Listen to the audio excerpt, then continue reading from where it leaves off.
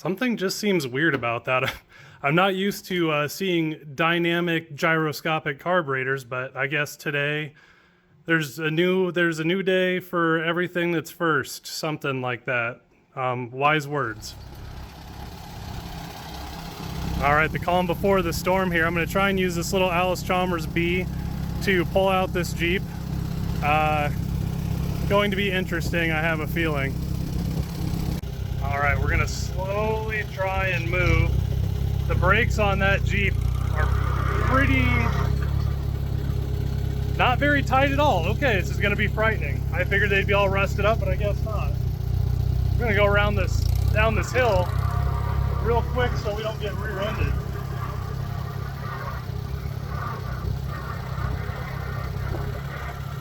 All right, this is pretty precarious. Unfortunately, I have to make a really sharp turn here. And the Jeep's going down the hill, holy shit.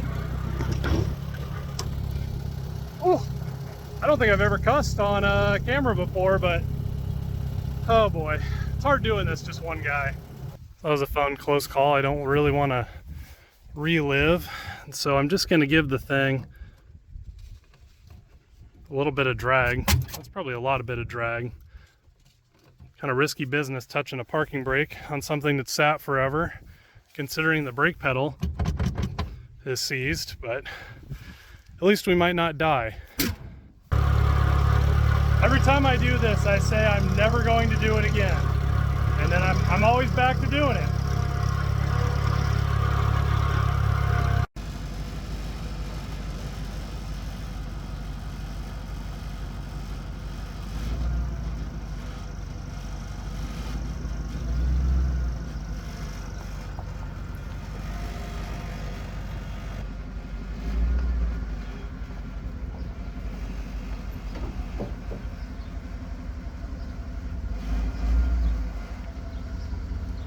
For whatever reason, the brakes have decided to lock up. Probably all the rust getting caught up and everything from the rotors, but it never hurts to have a beater truck.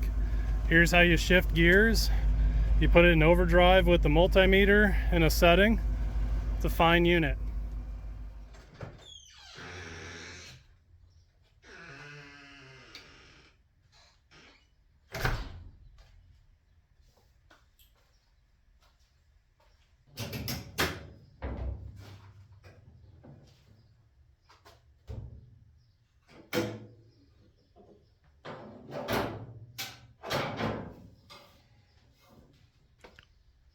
Howdy my friends, and welcome to the channel today. I'm Luke Thunderhead289 here on YouTube, and today I have this Jeep that would be considered by most to be pretty much scrap metal, okay? It doesn't run, it has a lot of issues, but I've always wanted a Wrangler, and aside from the fuel injection, setup, and ignition, and a lot of things being completely clapped today, I'm going to try and bring it back, and it's probably going to end up with a redneck carburetor conversion. I have a good feeling, but it's going to be a good time. So come along with me today, and we're going to do some top shelf redneckery. I have a good feeling. Now this little Wrangler sports the 2.5 liter 4-cylinder, which is considered by most to be wildly underpowered. Look how tiny it is. Look how big this shroud is. I mean, it's a little engine.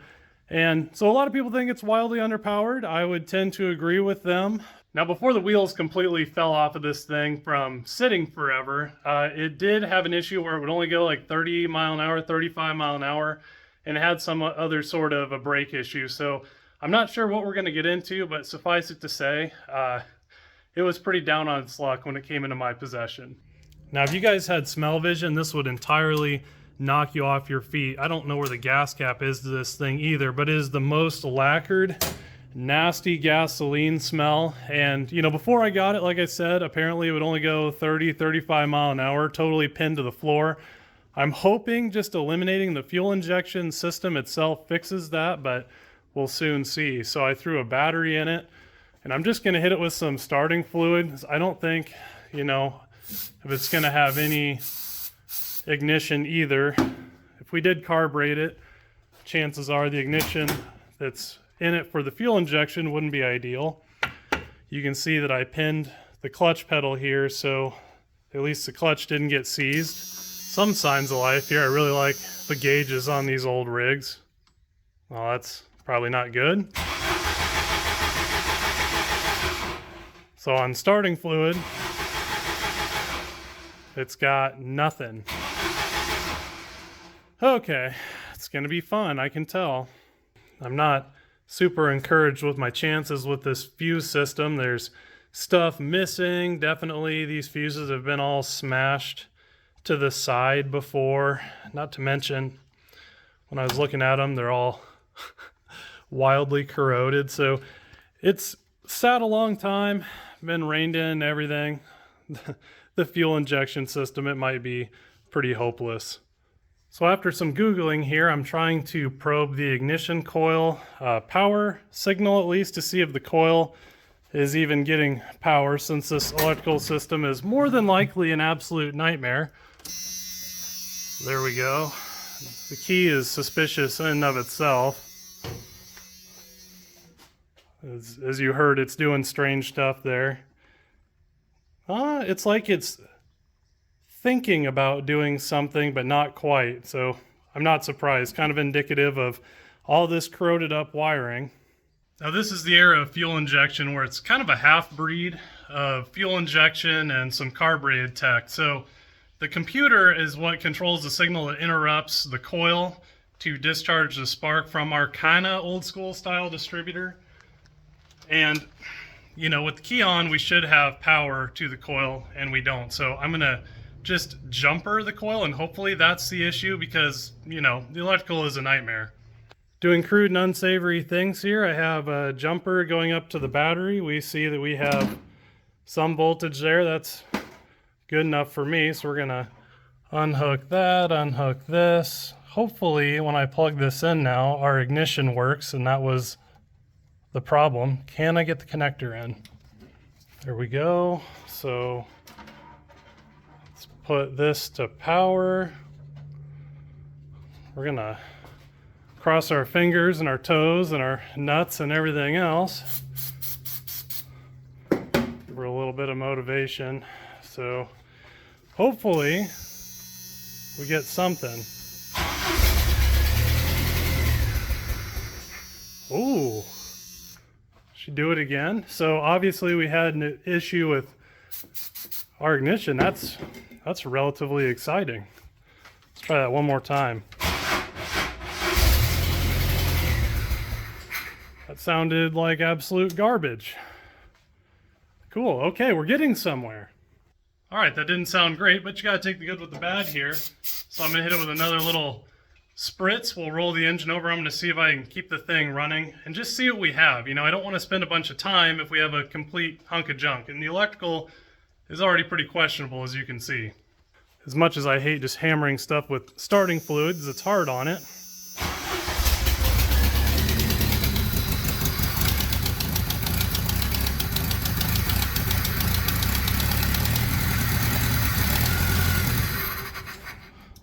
Not bad. Well, it's bad, but it runs.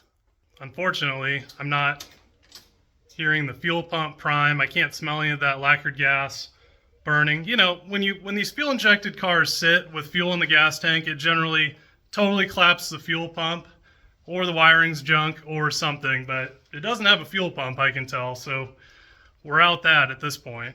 It's got some pretty gnarly corrosion on the cap, so I'm going to scratch all that out, and maybe that's the whole reason originally this thing couldn't do more than 30 miles an hour. It sounds like it's misfiring pretty bad, so maybe it's just been an ignition issue originally, then after it sat, the rest of the fuel injection system just, you know, fell apart. So I'm going to try and clean these up and then see what happens. A little bit of sandpaper action there, and back on she goes. It's got to be better. All right. One more time for the ladies here. Be nice if we had a decent running engine to start with and just the fuel system was bad. Oh my God. That's not good. I can hear the fuel pump relay, or the ignition relay clicking. I'm having to do a lot of Googling to figure out what is and what isn't. So I think this is from Google, which is not accurate. You know, there's a bunch of conflicting info. I think this is the guy. We're just not doing very good with all the corrosion on terminals. It's probably going to be a big problem.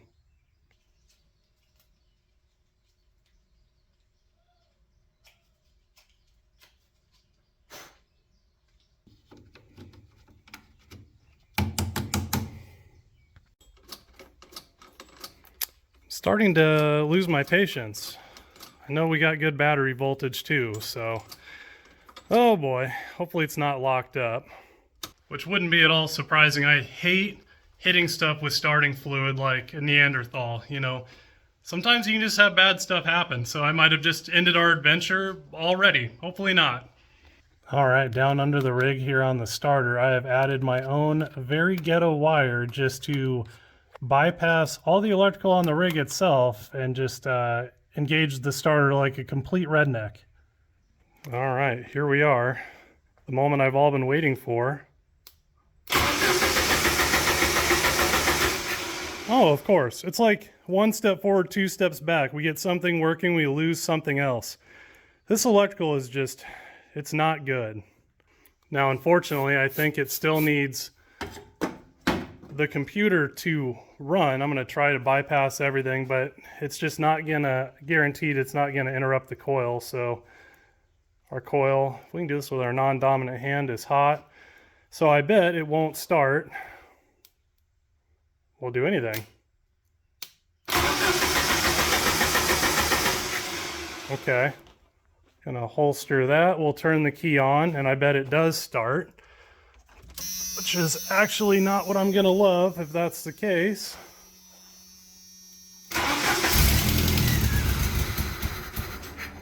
Oh boy. Wow, it is really like one step forward, two steps back. It seems like I'm just gonna end up chasing a whole bunch of weird electrical gremlins, and I'm just, who knows? I might put all the effort in, get it kind of work in the electronics, just, you know, who knows? So I'm gonna, against my better judgment, I'm gonna go with my original plan and try and take this back as old school as I can, because old school is reliable. And, well, it probably won't be with how I'm gonna do this, but at least it'll probably run, I hope. So with that, Debacleville is about to ensue. Let's get a carburetor on this thing so we at least have a functional fuel system. Now I thought I'd end up trying to put a Volkswagen carburetor on this thing, but poking around I found this old 3236, and you can see we're no stranger to modifying things and putting them on things we shouldn't here, but one thing that I really like about this is the throttle, see that? Works the same way, get our hand in there, the same direction as our Jeep throttle. So that's going to be extremely convenient, and obviously this is going to be very sketchy. So I'm going to get all this antiquated fuel rejection garbage ripped off of here and then start sizing up this scenario, but looks pretty promising.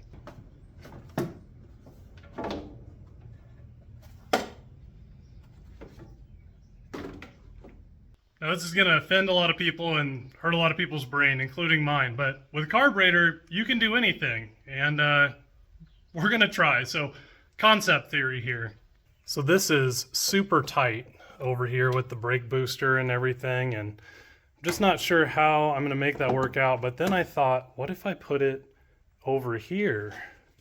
And I thought if I pin the throttle and use this tube, we will have a remote mounted carburetor kind of over in the air box. Can it work? I don't know, but I'm going to 3D print a little adapter, design up one based on this, so the carburetor mounts here, and we're going to try. Dude, if it works, it'll be so wrong, but I tell you what, that's automotive art. It'll feel so right at the same time. Did you get a message down to 30th Corps on that Dingus? Yes, sir, Colonel. But we just got word from the 82nd up ahead. They captured the Grave Bridge completely intact. A typical Luke weekend night here in the shop mahal, but in the process of adapting this to this guy and doing all that, it's a lengthy process, so I went for the low-hanging fruit and made a special adapter to run this off of a carb. And if you're familiar, you know exactly what I'm doing. And so I got that on the printer, watching A Bridge Too Far. It's a good night. And it's my humble opinion that if you're gonna watch World War II movies, boy, the old ones from the 60s and 70s, that's where it was at. All right, so we're in the shop with all of Luke's other oddities anyway, and we're gonna come right over here to this bad boy. And if that don't look familiar, I think we're going to steal this and use this for our Jeep. And maybe we'll do this correct, but if you've never seen this before, I'm gonna get this pulled off, but roll clip on this whole thing. Maybe one day I'll get this car done, but not today. All right, here we go again.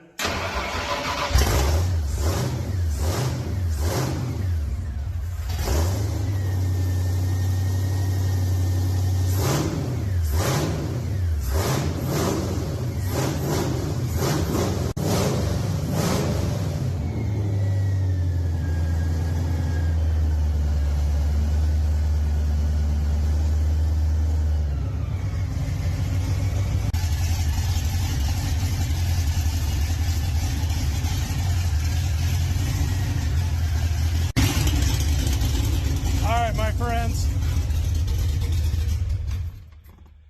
shut the fuel off there a second ago, but I think that's going to do it. I'm surprised, and I'm also not surprised at the very same time.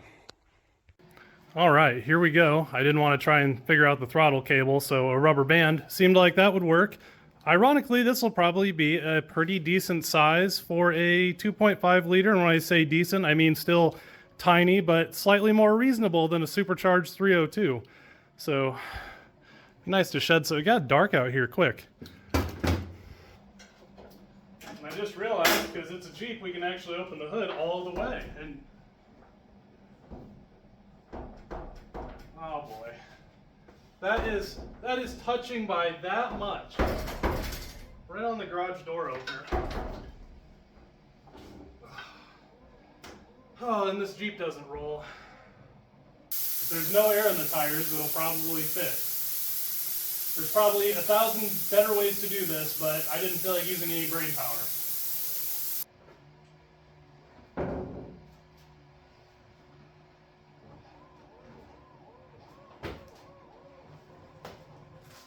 Well, I can see our judgment is on the slippery slope of down and about a 3 out of 100. So I better find a fire extinguisher before I go a whole lot farther, or else I'm probably going to burn my garage down some way. Man, that thing just blows my mind how fast it is. I got a secondary one coming out just in case I mess this one up, but it looks like it's going to be all right. So this will bolt on, and then it will stick in that tube, and the carburetor is going to be 10,000 miles away from the engine and going through the throttle body, which I need to remember to wire closed. But yeah, it should be an experience, I'm sure. And obviously, almost poetic as it is, this takes the fancy 8/16 wrench. So that's exciting and seems par for the course for what's going on now.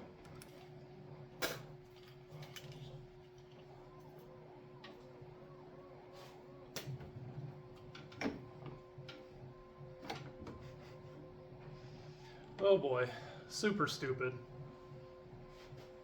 Naturally, this is going better than I expected, and so again, I want to make sure I pin this throttle open because we're not going to do so good if we're like that. So I think I'm going to zip tie this to that. It makes good sense to me.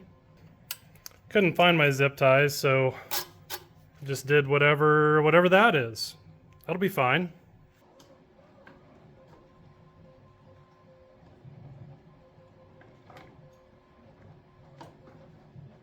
Something just seems weird about that. I'm not used to seeing dynamic gyroscopic carburetors, but I guess today there's a new day for everything that's first, something like that. Wise words.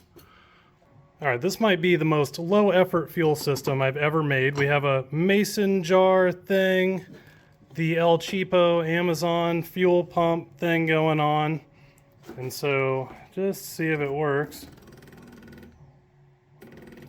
And it definitely works. Okay, so yeah, about that fire extinguisher, I think we're gonna move that a little bit closer because that's definitely not gonna backfire right into the fuel system. That's fine, what could go wrong? All right, hooked on to the carb. priming the carb here. Kind of. We're going to call that good. I have some serious concerns about fuel building up here and then everything exploding. So, I don't know. And the Jeep doesn't roll, so this is not good. Oh boy, to say I'm nervous is an understatement. I don't think there's enough liquid courage for this type of tomfoolery. So, key is on, and I think that buzzer goes off, if I remember right. And let me get all this other electrical stuff. I got the shakes. This might not be a great idea. Seems like the more you get away with in life, you get more and more overconfident, and eventually you make mistakes. So hopefully this isn't mine today, but the carburetor is primed. The choke is on, I think. I can't see it from here, and we're just gonna see what happens. Maybe. Come on. Oh my God, it sucked the carburetor flat.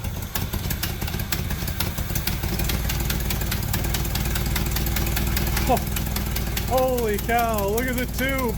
It's running though, son of a gun. Oh my, look at that thing. That makes sense. I guess I should have thought of that. So is this like task failed successfully? Literally idling. It's trying to suck it into the fan. I don't have the fuel pump on here. Will it rev? Oh. Oh my God. I don't know why. Duh. I don't know why. Oh my God. So stupid. Well, the good news is it ran, and the engine seems okay, but I don't know. I'm going to have to do something different for an intake tube. I'm sure a lot of you turbo guys just saw that coming, and to be fair, I probably should have too, but oh wow. All right, I'm going to reprime the fuel pump. I want to do it just, that ran a long time on the float bowl on that tiny carburetor. I just want to see if it'll rev. I never even got a chance because it was so horrifying there. Let me set you guys up so you can just see all this tomfoolery in real time. Maybe we'll choke it.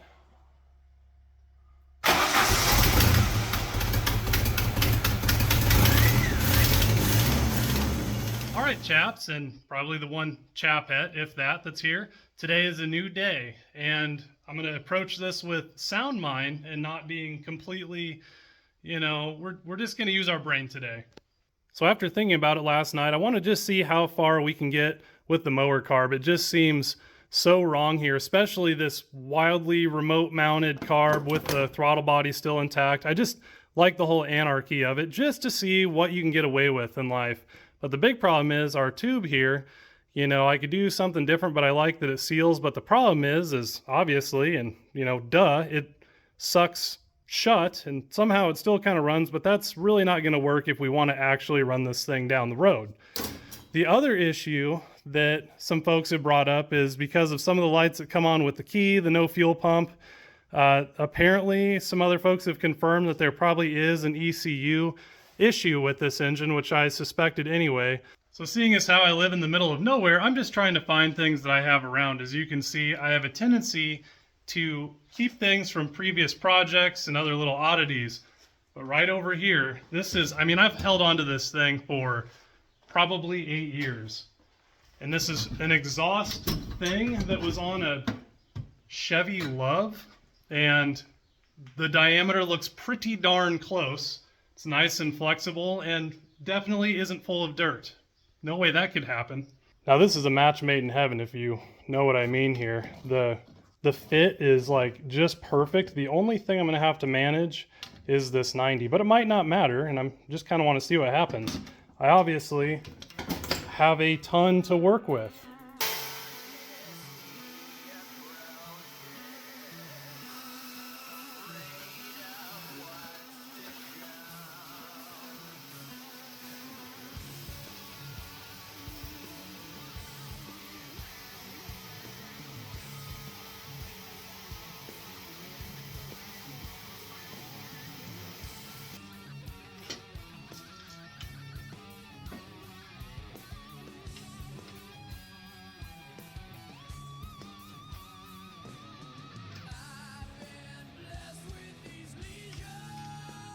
Okay, I might have lied about that perfect fit thing. It's pretty tight. It's pretty tight, mate. There's a joke here, but I'm not gonna make it. Hello? It's way more difficult than I thought it was going to be, but it's in there.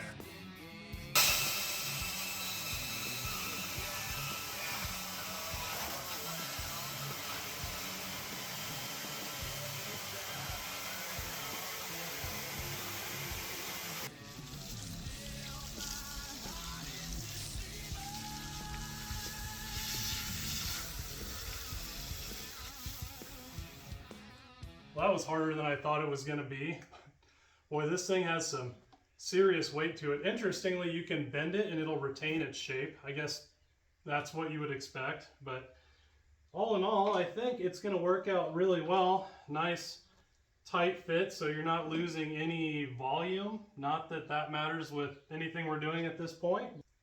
And I don't know if someone sprayed that engine shine Slickum stuff in here, but I've never, when I was a mechanic, I never worked on an intake tube and came out looking like this. Like, what is going on? This thing's like deteriorating, however you say that word, just right in my bare hands.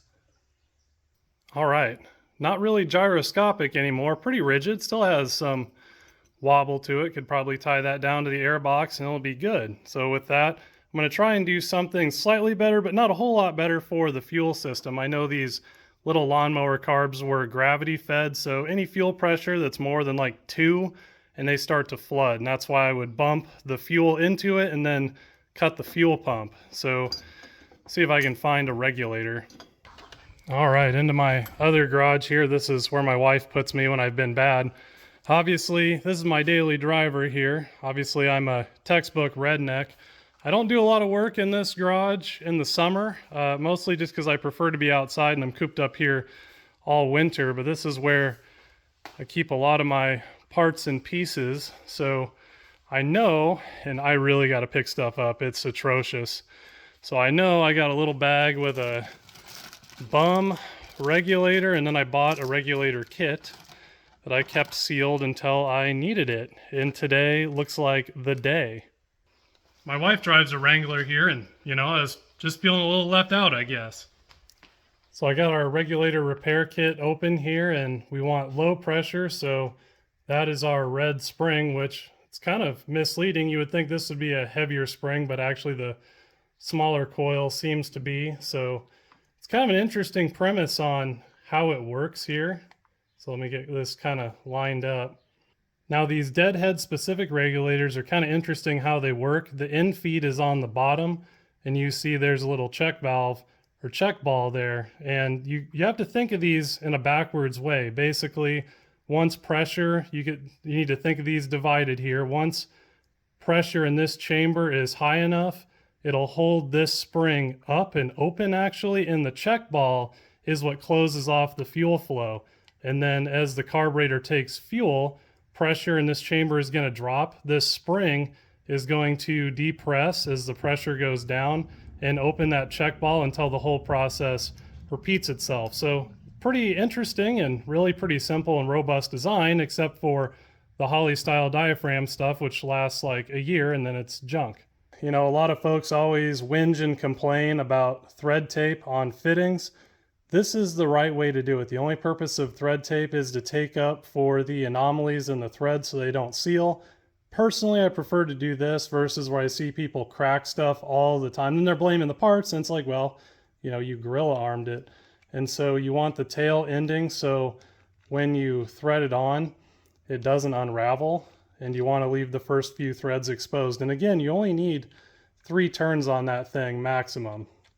Now this is generally what I see out of people that complain about thread tape. So it's rolled on the wrong way, it's overhanging the edge, it's on all the threads. So when you go to screw it in, and this is really good thread tape, but you see what it's going to do, it's going to unravel that thread tape. And you don't need all that, and if you just use your brain, you'll be just fine.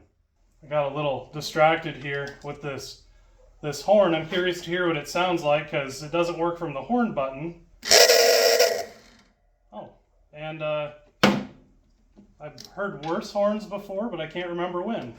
So we're all plumbed up here. We have our Redneck Mason jar gas tank, our fuel pump, fuel filter, fuel pressure regulator, and everything's attached to the carb. Now, an interesting thing here, when I was trying to prime it, pressure barely moved, and I'm like, something's pretty squirrely. We don't have fuel running out of the carb like it's flooding. You know, the setting looks relatively decent there. And then I remembered, oh, this is a liquid filled gauge. So if you read that, it says clip the nipple off the cap on installation. So I guarantee you this will move. I'm just going to pop it out of its seat for a second. Boom. So look at that. Now I'll show you something even more interesting, because people say, this is my non-dominant hand here, but look, as I put it back on, the pressure drops. Take it back off and pressure goes back up. So what you're supposed to do is clip the little tit on the nipple off, and then it can breathe and equalize pressure. Now, a lot of automotive fuel gauges, you hear that liquid filled gauges are bad. They're not, but the automotive folks just didn't understand this whole concept, and they put a plug that you couldn't clip off. So anyway, that's an industrial gauge, and you can see the difference there just with removing the nipple. And now we have an accurate fuel pressure reading. There it is back on. We got our dominant hand now. Gonna clip that. Boom. Fuel pressure. So that's a good place to start. You want to adjust a regulator with a running engine, so I'm sure once it fires, pressure will be different. We have our fire extinguisher handy. We're going to go through all of the, where is the wire? That's where all bad ideas come from. There we go. We're going to turn the key on. We're going to borrow our starter here.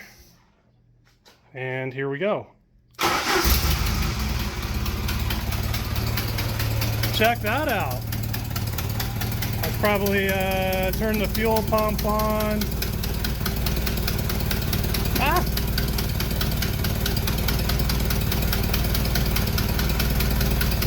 Wow, this is like watching something related to a doorknob. There we go, I think. All right, you can see our pressure is pretty low. I'm just amazed that runs so well. That's something else. And so we're gonna raise the pressure up to about 3. See, we're running this adjustment in. Pressure is coming up, so maybe 2.5. That's good enough. So now it's not gonna flood the carb. Boy, she's a runner. The ignition timing sounds like garbage.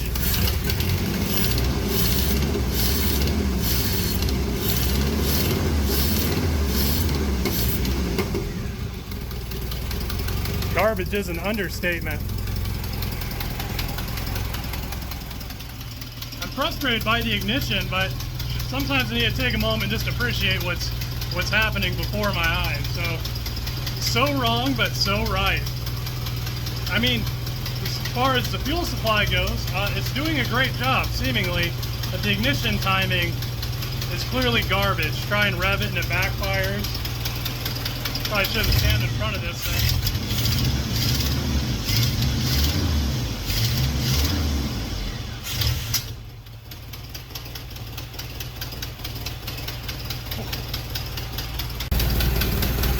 I'm just gonna let this thing run itself out of fuel here. I don't know if you can tell, it's super smoky. And if you can see the little glow, it's like the exhaust is glowing right in there. Makes you wonder if the cat's clogged, and maybe that's some of the reason it didn't run right. Obviously ignition isn't ideal, but that's because we have the throttle pin wide open, and you know, the computer is obviously not quite right either, based on all this other stuff we're having to do. So I don't know, we're gonna have to do something there. And it sounds like it's just about out of fuel, but oil pressure is actually working, and look at that, 40, that's not bad. Oh, there we go.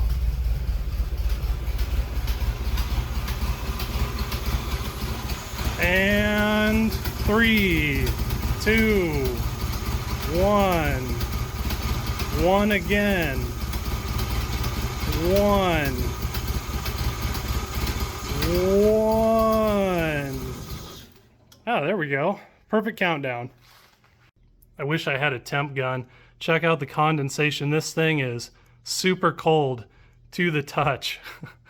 It's freezing, probably because it's super tiny, trying to pull through and fuel a much bigger engine, and being remote mounted, you know, it doesn't absorb any of the heat from the engine. This, you could like chill a Coca-Cola on this thing. So you can probably barely see it there, but I've marked on the crank the TDC point. I'm just super curious about the ignition timing. You know, the exhaust might be plugged, but bad ignition timing will make exhaust glow red like no tomorrow. So our timing light's all hooked up here, and this is an old enough engine that it still has a timing tab. You can barely see where I've marked it out too for 0. So with our dial back timing light, you know, as we adjust this wheel, we can see where the timing is at. When that TDC mark on the crank lines up with 0, whatever this number is at on the wheel is the ignition timing that the engine is currently idling with. So I'm pretty curious here. Ignition's hot, here we go.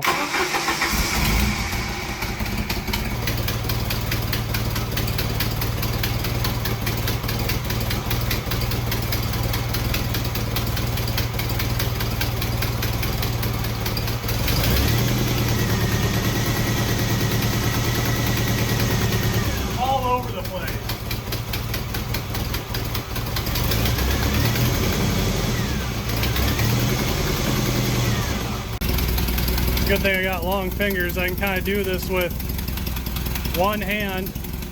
I don't know how well it shows up, but it kind of tries to be at 15 and it's all over the place. But it gets really unstable when you rev up the engine, which is probably why we're misfiring off of idle so bad. Not that it's idling well.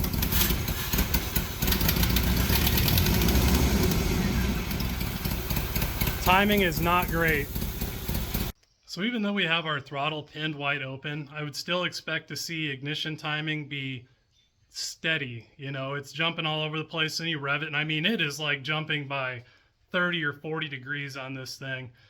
Now I swear I've seen a factory carbureted 2.5 liter before, but for whatever reason I can't find a replacement distributor for it. For HEI style, I think is what they were. But I'm 95% sure the 4-liter distributor is the same, and I don't really want to, from back in my 4-liter days, I don't want to waste this distributor for this purpose, but I think we can kind of cobble some stuff together and make something work for this thing. They weren't very creative, AMC or Jeep or Chrysler, whoever made this thing. So over here in our ignition parts pile, and we're going to need one of these in a hot second, I think. I know I have a 4-liter distributor back behind our, that's somewhat ironic. We're just going to ignore that. Get out of there, buddy. Right there is a brand new 4-liter distributor that I never used. Now I'm pretty sure the bottom of this distributor is the same as the 2.5 liter. The 4.0 and the 2.5 are the same, but the problem is the 4.0 is a 6-cylinder, but I think I can combine an 8-cylinder magnetic pickup reluctor wheel thing and cap with the body of this distributor and make something that works for a 2.5 liter. What do you think there? You hanging on okay? So I think we're back to playing distributor anarchy here if we want our little 2.5 liter to run correctly on a carburetor. Again, it's like I can't find a replacement distributor for it for the carbureted era, but the 6-cylinder AMC has the same body. The problem is the top, the magnetic pickup reluctor wheel thing here is set up for a 6-cylinder. Now, my theory is, ironically, a 4-cylinder is half of a V8, so this is a Chevy V8 deal, and I think we can combine this with a little bit of modification and our 6-cylinder distributor, and we can run our 4-cylinder off an HEI. So this is going to be a process, I can tell. And to do this, I know I need to fully disassemble this distributor, and I don't just mean cap and rotor. This little guy in here, see those teeth that are moving? I need that piece. So we're gonna hammer out the roll pin and essentially fully disassemble an HEI distributor. And ironically, we have to do it, twice. The most difficult piece of disassembling any distributor is always getting the distributor gear off. And a lot of people use fancy tools. I do not, but you just really want to make sure you use a punch that's the same size as the roll pin, at least relatively. Then I like to use a brass hammer.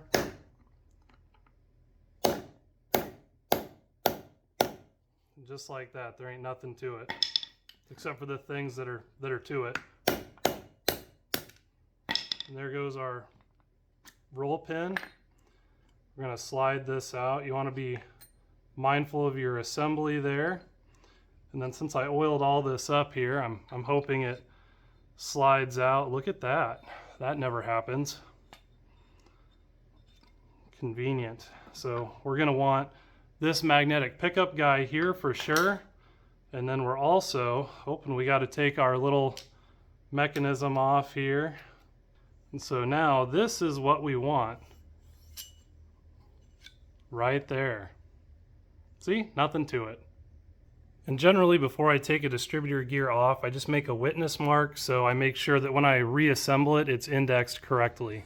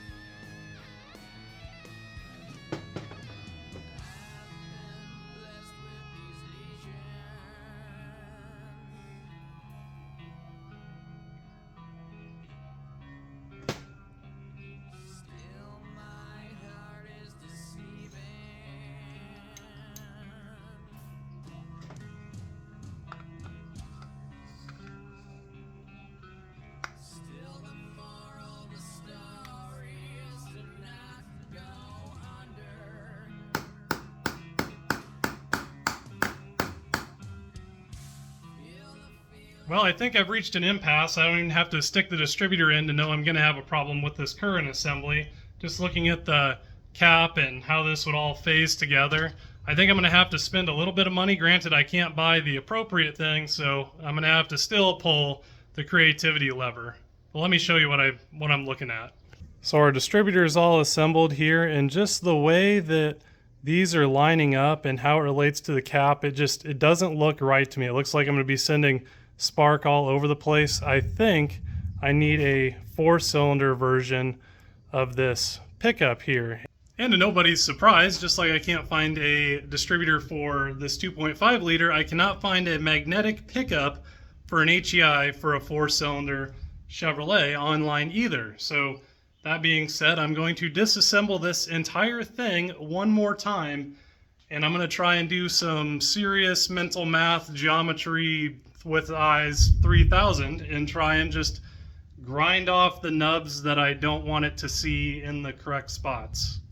It's 4-cylinder and a V8, so it should be half. My math is correct, I think. Based on the alignment of the V8 cap here, I think it makes sense. These ones that I have colored in here, these are the ones I want to leave, and I want to grind these other ones down and completely off, which, oh boy, that's a lot of material to remove.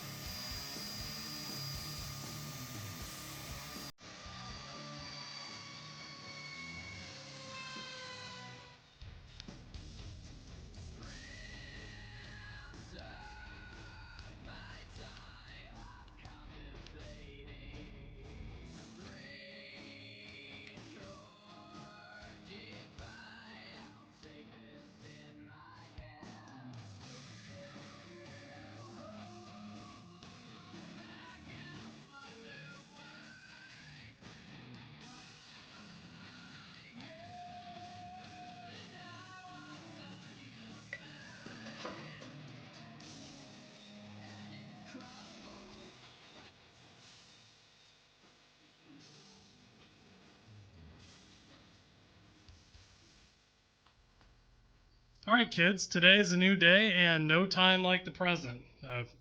Given some time here, I have some serious regrets about what I'm going to try and do, but there's no going back now. Even though there is, we're just going to do it and see what happens. All right, I think I got the engine to pretty close to top dead center. We can see our witness marks. I'll tell you what, the more you remove from this engine, get this guy out of here.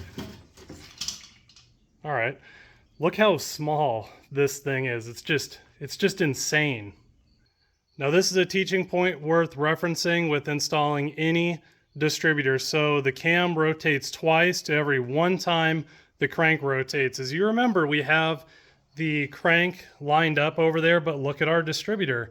It's pointing off into no man's land, and spark plug 1 is on this side. So if I were to try and point my new distributor this direction, we would be effectively 180 degrees out. And since it kind of ran before, there's no way it would even run 180 out. We need to rotate the crank one more time so that the rotor is pointing at the right direction, and we can very easily install our distributor. So we're just gonna bring it around one more time here. You see that rotor is of course moving. Oh boy. Thought I was gonna start there for a second and cut my hand off. There's our timing marks. Around they go. You can see the distributor is only made just about half a rotation. Come on, hand. All right. We're once again lined up down there on the crank. We went one full rotation, and now our distributor is pointing to where spark plug wire post number 1 was. So again, we can just mimic this, dropping our new distributor in, and then be fine. Now, if we didn't do that before we pulled the distributor, we wouldn't know where we would be. So we'd have to put our finger over spark plug hole number 1 and find the compression stroke, or pull a valve cover and look at the valve train to see top dead center. So, you know, this expedites the process if you pay attention.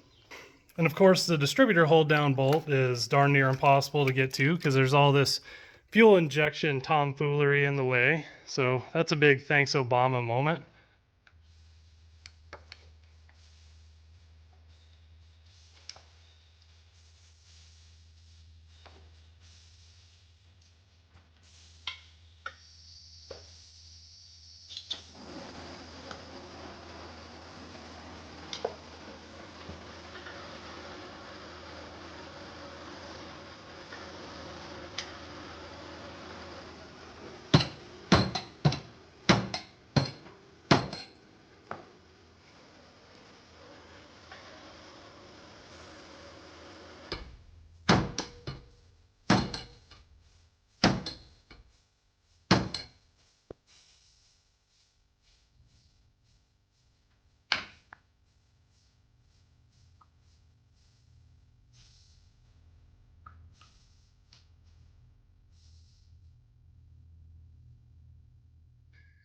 No time for second thoughts now, so we're gonna drop her in, and luckily it's a Chevrolet style, so we can just use a screwdriver. As this helical gear is gonna rotate itself in, and then it needs to mesh with the oil pump drive shaft. So if you see it, barely see it down in there in the center of the hole, it's lined up like such. And then I got the distributor marked for where spark plug wire number 1 is gonna sit, and that's got this bad boy straight. So everything's lined up. It should, big air quotes, should drop in.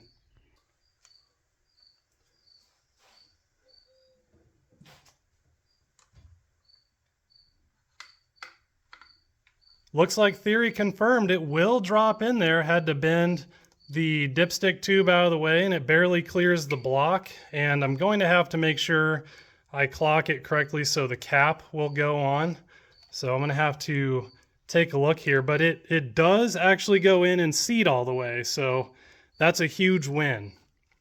Now this is going to be pretty precarious because we don't have a lot of room to adjust the distributor, and I'm pretty picky where I like everything to be linear, you know, that's my autism coming out. So I don't want to have the distributor in here all clocked cattywampus. I can't get in here and adjust the vacuum advance, just a nightmare. And so I rotated the engine forward because advance, retard, it all depends on where the distributor engages with the cam at. Now on this particular engine, when I rotate the engine forward, the distributor turns clockwise. Now I'm familiar with doing Fords, gotta love that drawing there. Probably a Ford guy drew that. But anyway, the distributor turns counterclockwise. So to advance a distributor on a Ford, you rotate it clockwise. To advance a distributor on whatever this hunk of junk is, we're gonna need to, anti-clockwise, nice. We're gonna need to go this direction, unfortunately. So really I need to pull it out, rotate it back a tooth, and stab it in so I'll have a good range of adjustment. And hopefully we end up like that, which looks really nice in my opinion. So since I kind of want it to land like, oh, that's good, like such here, as you can see, I need to rotate the, please don't fall on the ground, oil pump drive shaft a little bit more. Jump the tooth back here, and now we have our vacuum advance in an ideal location. We still can get our cap on, which is important, and it looks like it's going to be clocked at least much more visually ideal. I don't know. Does it matter? Probably not, but I don't know. It matters to me, I guess. It might be the ugliest looking plug wire layout I've ever seen. There has to be a better way. This cylinder 2 here, this is just straight up giving me brain cancer. But on the V8 cap here, and hopefully I got the rotor, all the phasing correct, but I'm jumping a plug, so everything's still even. You know, it was an 8-cylinder, we're going to a 4-cylinder, so it's half. So if I lined everything up, we should be able to jump a post and be okay.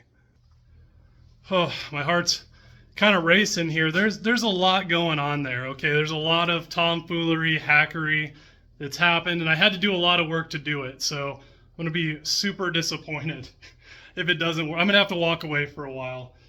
So I guess no time like the present. Let's see what happens. Oh, man, got the shaky hands. We're just going to prime the carburetor, but not leave it running, just enough to fire it off. Oh, I stripped this white wire here because we shouldn't need the key on for anything. So there's that. Technically ignition is hot right now. And then where are you? I've been stepping on this thing 1,000 times. All right. Clear prop. Oh my God, it's running. Son of a gun. It's running pretty good. How do I shut this off? Oh, man, that is too cool. That is too cool that works. It makes sense that it would, but it still just seems like automotive anarchy to have that happening. All right, here we go. Running. No oil pressure. Oh. Ah, see, that's still on the computer or whatever. It does have oil pressure. All right, let me get the timing light set up. It sounds way better. Way better. And I have no idea what the ignition timing even is. So let me get where is all this? Let me get all this hooked up and we'll be ready to rock and roll. Carb is primed, ignition is on.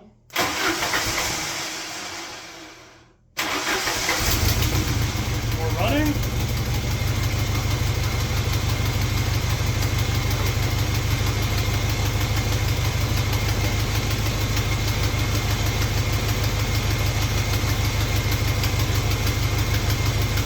We're right at 18 degrees stabbed in.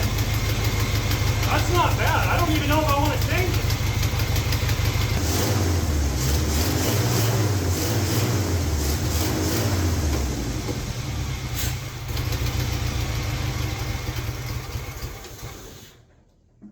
Out of fuel. Oh man, that might be the coolest thing I've done, at least to myself, that I've done in the longest time. All of that working together, and the ignition was definitely the issue.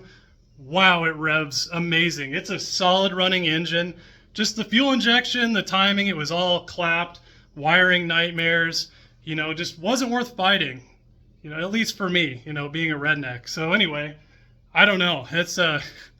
That's automotive art right there, in my opinion. That's a good time. I'm so glad I took the extra second to clock that correctly. I kind of advanced the timing on the crank, stabbed it in where it was lined up, and we ended up right at 15. But you see, putting in a distributor really isn't that hard. If you have everything lined up, it goes together nice. And the plug wires are atrocious, but at least the distributor to look at, nice range of motion. We can get in here, you know, totally worth taking the extra second on the front end to do it right, or at least to do it in a way that's convenient for you to adjust at a later date. So, oh boy, still got the shakes a little bit. It's just too cool.